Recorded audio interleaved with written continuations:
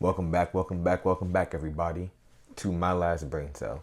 Happy Friday, Junior, y'all. I don't know about you guys, but this week's been kind of draining, man. I've taken on a little bit more responsibility at work, which is totally fine, right? But because of that, and because I haven't fully figured out how to fit it into my usual day to day, one of my days at work was a little bit longer, right? So yesterday, I knew I had to start work a little bit earlier, and I did do that, but I didn't expect to get out as late as I did. But because I started earlier, I went to the gym at night, which caused me to take my caffeine pretty late. Though I couldn't sleep until like midnight. It was horrible. I was just restless. It wasn't good. So I'm kind of tired, but yeah. Anyway, happy Friday, Junior. Either way, the weekend is upon us essentially. So I don't know about you guys, but I'm really excited. As I've been doing, I keep saying that, but whatever. As we did the other day, we are going to open one of these packs again today while we get through the question of the day. We have the Dragonite pack. I think it might be like I forgot what they called it. It was like a crystallized version or whatever. And then we got a Tyranitar pack. So what we're going to do is just swish it up, you know what I mean? And just see which one we get. And I'm going to go with this one. All right, we're opening the Dragonite pack, which means on Saturday, make sure you're here, and we will open the Tyranitar pack, the last of the three. So, today's question of the day. Do you think you could trick a polygraph?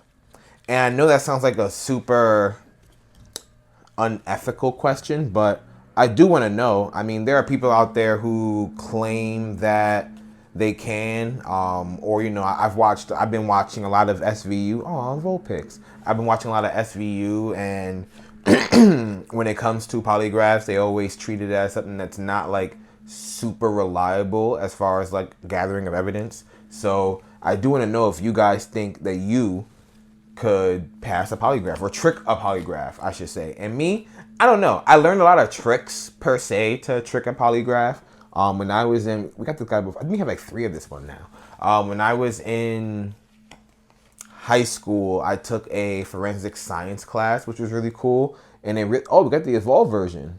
That's kind of cool. And it really, is this a shiny one? No, so I mean, we didn't get a shiny one yet. It really drew my interest, especially as someone who consumed a lot of Law and Order, learning like more of the forensic side, especially because like the forensic stuff was already cool to me, right? Like the ME telling you how the person died, like being able to calculate when, looking at blood splatters and all that stuff. That stuff was really cool to me, and I kind of got a glimpse of that being in that class. But this one looks like it's shiny. Maybe not. I don't think we got there yet. But yeah, so the teacher I think told us that, you know, something as simple as putting like a thumbtack in your shoe can help you trick a polygraph so that it doesn't. It's something to do with like your heart rate, right? Like if you are lying, then your heart is gonna beat a certain way. So like the thumbtack in your shoe is supposed to help you prick your toe. Oh, that's kind of cool.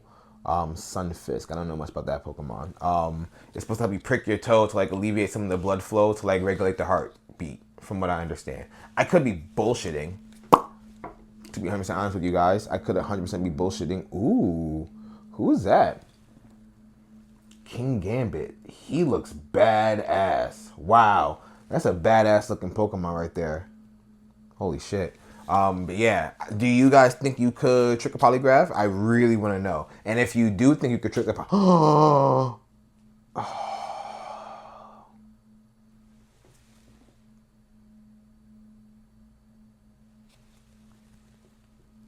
you saw it here first, guys.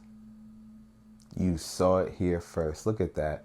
Look at that freaking beauty. Wow.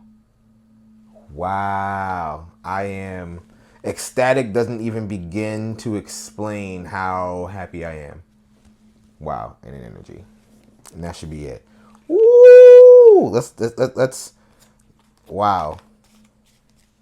Let's take a look at him one more time. Look at that beaut. That's exciting. But yeah, anyway, do you guys think you could pass a polygraph? Put your answer in the comments, and while you're doing that, I'm going to admire this Entei more. and then I'll grab Cards Against Humanity. You guys have no idea how ecstatic I am about that intake. We have one more pack left to open. Like I said, we'll open it on Saturday. So make sure you're here. Who knows what we'll get next time? That intake was sick. All right, let's see what Cards Against Humanity has for us today. Let's choose this one. All right. After 4 platinum albums and 3 Grammys, it's time to get back to my roots, to what inspired me to make music in the first place. Blank. All right, let's see what infinite wisdom, this myriad, plethora, I don't even know which word, both are applicable in this application. That was weird. Anyway, both are applicable. Let's see what happens. I'm gonna stop talking. That's what happens when that brain cell starts to try to do what it thinks it should. All right, 3 cards.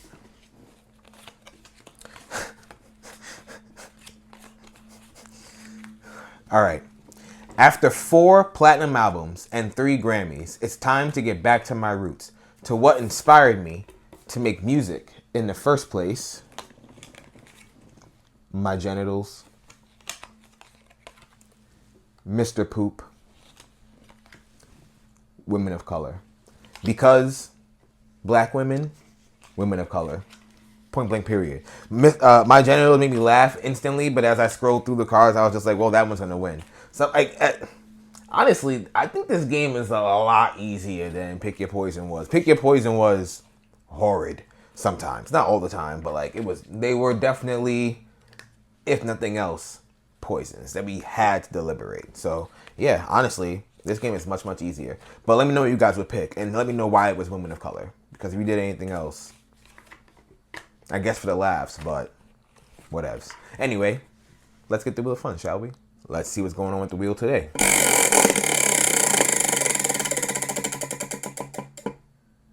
Ooh, another on this day. Allow me to get the handy dandy notebook. On this day, in 1886, the American pharmacist John S. Pemberton developed Coca-Cola, a drink that he originally wanted to be a cure-all time. That's how he toted it, right? It was, obviously, we know, made using cocaine from the coca leaf and a caffeine-rich extract of the cola nut, which apparently is from Africa. And as we all know as well, the cocaine was removed eventually in 1903, right? A fun fact, though, his bookkeeper, whose name I didn't pen, named it and actually wrote it the same exact way that the trademark is now, right? So like the way we see Coca-Cola on all the bottles, John Pemberton's bookkeeper wrote it that same way. I really wish I knew someone who was alive in 1886 who could tell me how cocaine Coca-Cola tastes. I feel like it would have been like an adventure. I feel like I feel like sales were booming when it first came out. It just had to be. It had to be addictive. I don't care what you tell me. There's no way that it wasn't super addictive. But there's your history lesson for the day. I ain't got nothing else for you. Make sure you tell a friend to tell a friend to tell a friend. Make sure you like, comment, subscribe. I think I got to do it this way to make sure that it works. I don't remember. But Mission 1K. And I'll see you Saturday. Like I said before, keep your eyes open for a little post that might be coming in the next couple of weeks. I don't know. It might come sooner rather than later. I don't know. But it's coming. So keep your eyes open. Until next time, my friends. This is King Echo, signing off.